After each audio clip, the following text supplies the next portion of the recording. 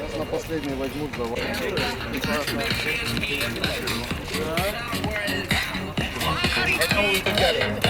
Хорошо потянули с Геннадьевичем, там разбежались, поскоростили, передать лишние, так скажем, лишнее напряжение.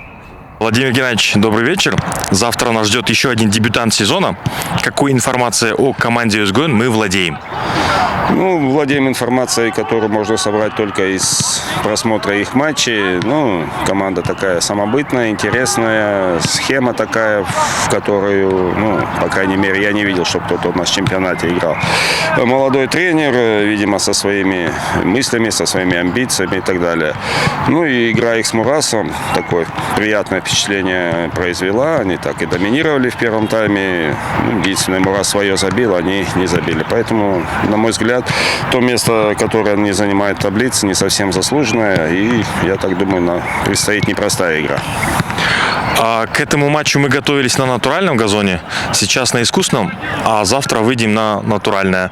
Вносит ли это какие-то коррективы в работу тренерского штаба?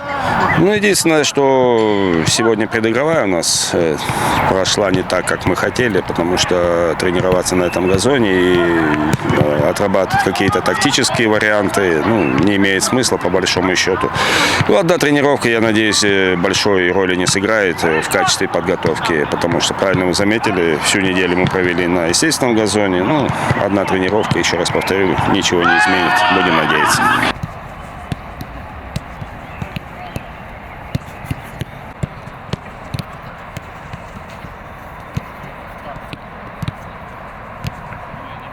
Alexa, did you pay any attention to the opponent team?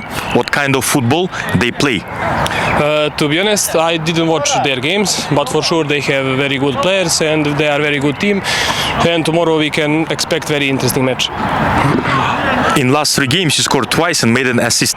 It seemed that day by day and match by match, you get more confidence. What do you think?